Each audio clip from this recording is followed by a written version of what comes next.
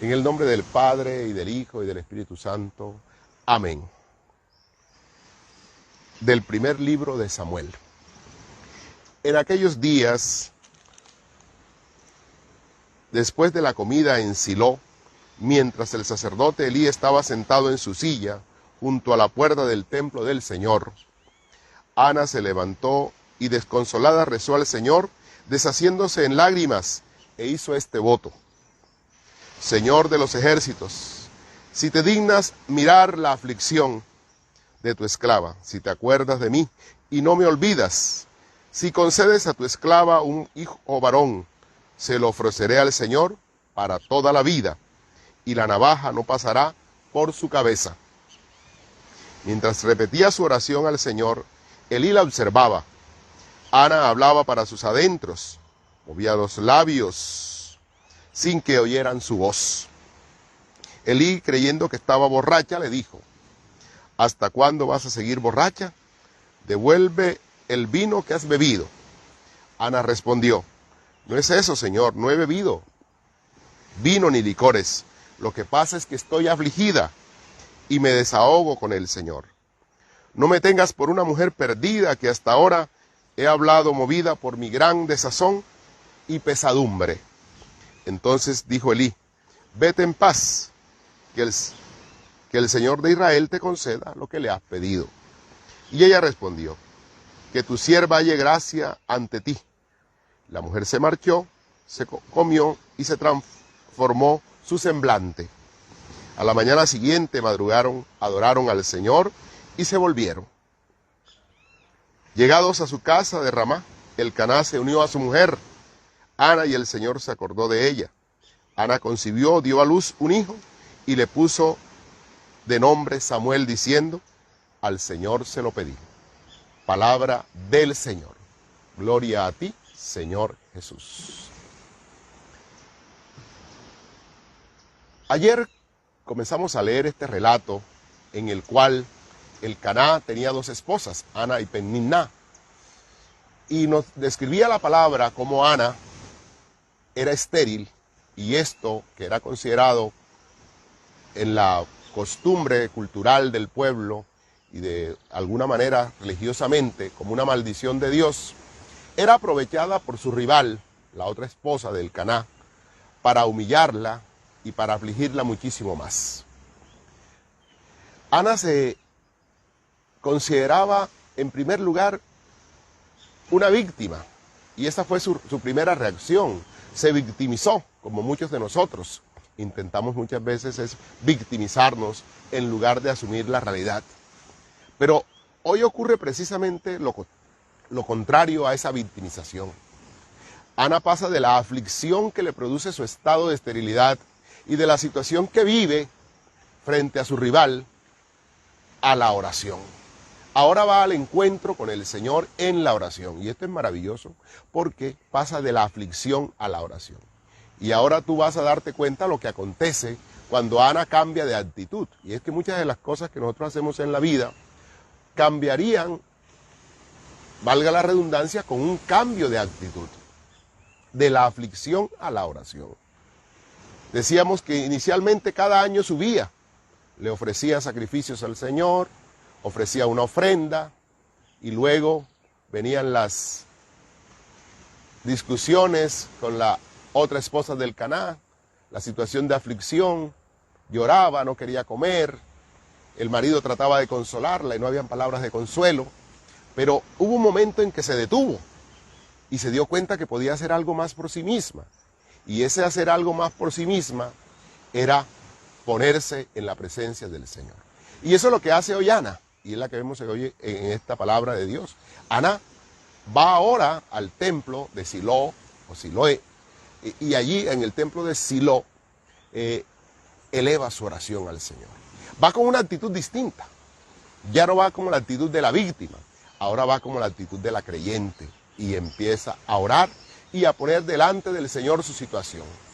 Ella sabe que el Señor la conoce, y ahora empieza a separarse de esa concepción tradicional que tiene la gente, y es creer que la situación que ella padece es querida por Dios. Ahora ella se abre al que lo conoce todo, al que lo puede todo, Y entonces desde esta realidad empieza a esbozar su oración. Dice que lo decía para sí misma. No oraba en voz alta, no interesaba. Era una oración entre ella y Dios. Era una comunicación entre ella y Dios. Y esta comunicación entre ella y Dios le va a permitir ahora esa intimidad profunda que le va a permitir vaciar delante del Señor su realidad. El sacerdote Elí, el viejo sacerdote Elí, la observaba. Y llevado por los prejuicios, muchas veces nosotros también los sacerdotes, los curas hacemos eso, llevado por los prejuicios, pensaba que esta mujer estaba ebria, estaba borracha. Y entonces se acerca a ella y tal vez con la buena intención de defender el santuario, porque no era un lugar para estar allí embriagándose, se dirige a esta mujer y le dice, ¿qué haces aquí? Ya has tomado todo el vino, vete a pasar la rasca a otro lado. Entonces es cuando ella le abre también el corazón al sacerdote, se confiesa con él y le dice, no estoy ebria, he estado afligida. Y le cuenta la circunstancia, la situación y cómo ha venido a presentarle al Señor su realidad.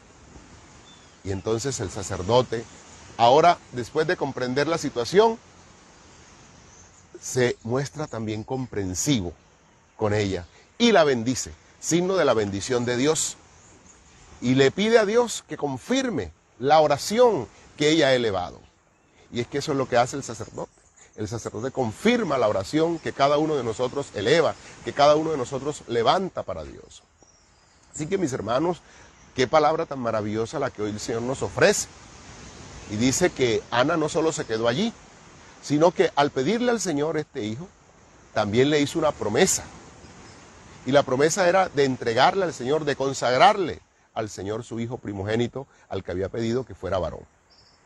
Esto era una costumbre, consagrarle al Señor, pero había también un rito que se conocía como el rito del rescate del primogénito, y era sacrificar un novillo de 1 año, sin defecto.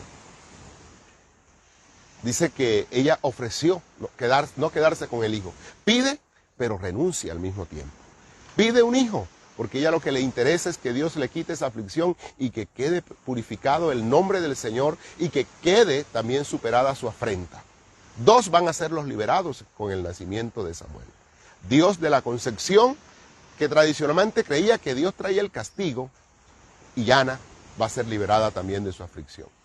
2 realidades ocurren aquí extraordinariamente. Una purificación de la fe, una purificación de la religiosidad, de las creencias. Dios es liberado de esa concepción en la cual se cree que Él es el origen de los castigos y de los sufrimientos humanos. Pues Dios no es el origen del castigo ni del sufrimiento humano, ni del tuyo, ni del mío. No, es una realidad. Todos padecemos, todos vivimos situaciones difíciles en nuestra vida. Dios no es el responsable de eso. Así que aquí Dios queda liberado de esa carga que a veces nosotros le endilgamos, acusándolos de nuestros males, de nuestras situaciones difíciles. Dios no es el responsable de eso.